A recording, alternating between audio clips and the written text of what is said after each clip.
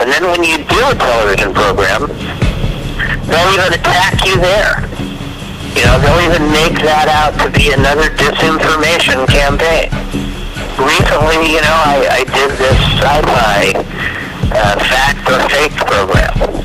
And, I knew going into it exactly what it was going to be. I knew what was going to happen. And what the backstory of that is, people just don't understand. They don't understand that they sought me out for months and months. And after months and months, I decided, okay, well, it's another opportunity for people to at least become a little more familiar, with somebody out there who has had an experience. And again, maybe other people will spend the time to look into it personally for themselves and not just be overwhelmed by what the media is presenting in a soundbite. Well, that's exactly what happened. I agreed to let them have some of my footage that I had originally taken, some of my evidence, and they tried to recreate it. They couldn't. They did just a comedic attempt at trying to recreate, some of this evidence. And when they couldn't do it, they attacked the messenger, which they, originally, we're not going to harass you, we're not going to talk about this, we're not going, and they did such a lame job of it that they shot themselves in the foot. The public recanted their program and came running back to me in support of my efforts. So, in the end, you can only do what you can do. Did I see it as a negative? Not really. It's one of, 100 programs I've done over the last 10 years, and it was only a little cable program. I have a much bigger audience and agenda who really care about the truth. They don't care about the sound bites. They want the reality of what's going on. They see beyond the negative rhetoric that's thrown in front of them to try to persuade them to look away.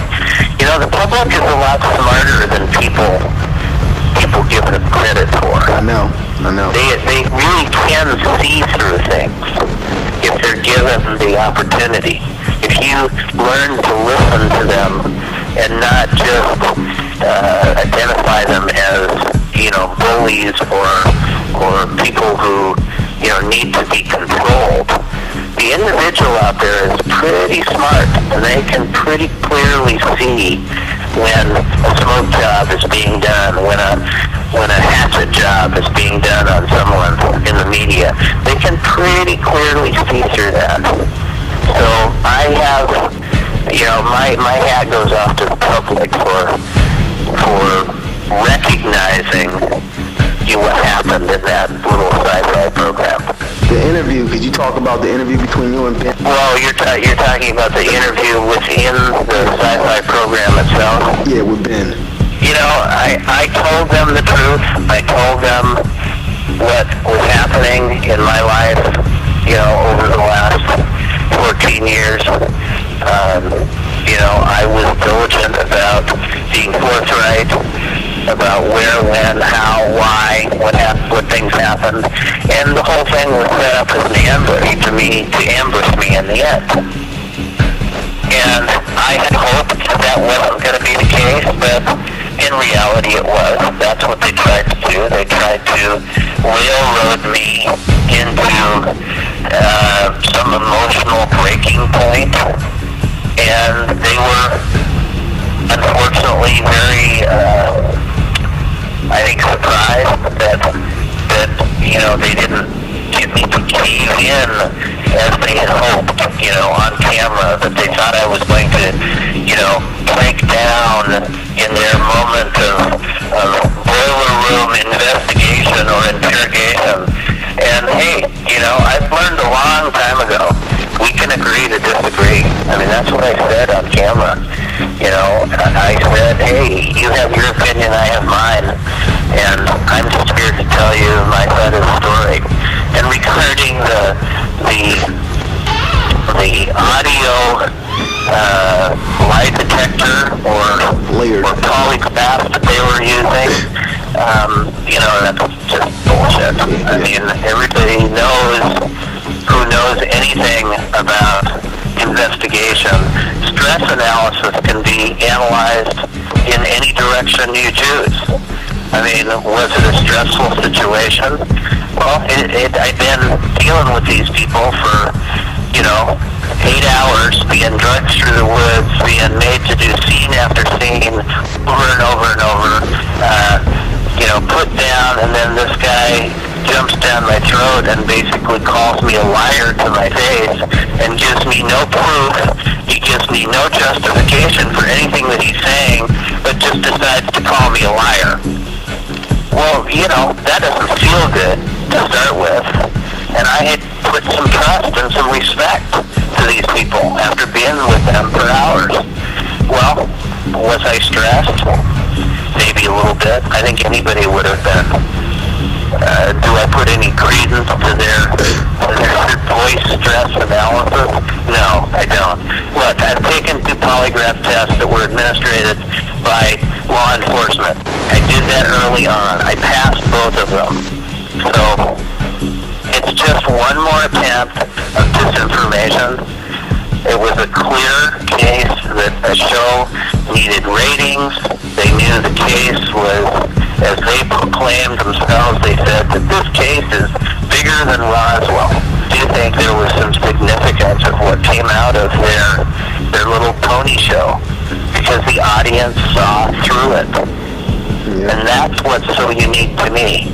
None of us on my team said anything to the public, to my supporters, that we had even done this program.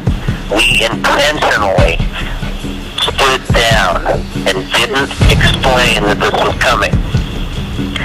And the onslaught of huge amounts of people that came through email and through general mail and telephone calls of support was overwhelming. I mean, thousands and thousands of people every day. For a few months of people saying, we never knew about your case, but now we do, and we saw what they tried to do to you, and we know that it was just, you were being blackballed. You were being set up. Mm-hmm. I mean, that kind of support, was overwhelming. It's fantastic, and it's good because people see the truth. Yeah. People understood the truth. What's sad about it, and I'm just going to talk, direct here, what's really sad is that they had a great opportunity to let people decide for themselves. And they didn't. They had to smear it, they had to spin it, and try to come up with some conclusion. Well, the show is nothing more than a Mythbusters show. They take some information, they try to recreate and dance in some fashion to try to, mimic whatever information they've gotten, and supposedly that draws them to some conclusion. Well, in this case, it drew the public to conclude that they were a bunch of buffoons, that they were a bunch of fools. Right, and it's sad because I think, in truth, the people that were on camera, for the most part, are genuine people who have feelings and have careers. But I think Hollywood presents a shallow side, or television presents a very shallow side to the reality of what we really need to learn from some of this stuff. But, like I said, it was just a cable show. It's one of many, and we've gone far beyond that now. Right. So, something in the past. They're not going to stand down because Factor Fix. Well, the public is smart. I mean, the public sees through, all the negativity and all the smoke screen. And I think the importance is that if people want to know, if they want to know more, then they need to search it out. And that doesn't mean just contacting me in an email, which is fine. People can do that. And we get thousands of emails every day. And I try to spend, a few hours a day dealing with that email, calling people, talking to them, and giving them the best support I can. But what people really need to do is spend time with somebody who's had contact. And I don't care who that is. I'm not asking you to find me. I'm asking you to find people within your own community, people within your own society. Do I believe in UFO groups and some of these little presentation clubs that are all across the world and all across the United States and Canada and South America? I believe in them only for one thing, is it gives people a source to come together in a situation that's very difficult to find unity, to find community. So I believe in that. Do I believe that they're really getting the right information, the total package? No. Unfortunately, they're not. Because they're only getting the people who are, out there in the spotlight, who are trying to make a living, off of being an entertainer, right, of sorts. Most of the people who have the real information are the ones who are not in the spotlight, who've chosen, like myself, to stand down and deal with the behind-the-scenes efforts that we're trying to do. There's a lot of things that people don't realize. I've been asked to write a couple more books, and when is another book going to come out, or when are we doing a movie, or when, all these things take time, all these things take resources, and, I've been dealing with limited resources, so we're doing the best we can. We found that a lot of these interviews are much more valuable to the individual who can sit down and listen at their own pace in their own home, in the privacy of their own mind, and start to understand that, hey, maybe this guy isn't so nuts after all. Maybe he has some validity to his story when they really take the time to listen and to feel what I've been saying, or what anybody has been saying about, what this is all about. But,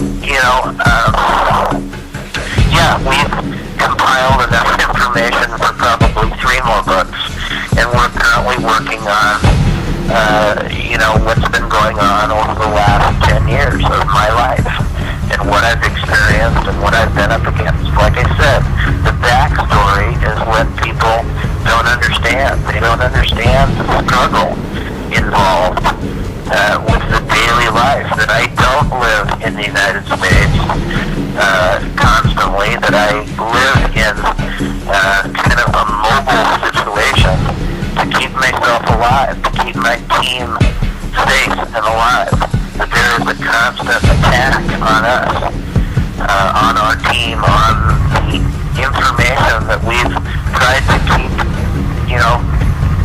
being available for the public. Even that there's an active effort of disinformation even among the internet media, because who can you trust when you find out that a lot of these interviews that are done are cut up and dissected and spun in other directions? I mean, that's the problem. The problem is nobody spends the time, and maybe quite understandably, that people don't have the time to really fathom and understand what this is about. They have their own lives. They have their own drama going on, trying to feed their family and keep their jobs. And, in this economic time, they just can't make the commitment to, some nut job who has contact with an ET.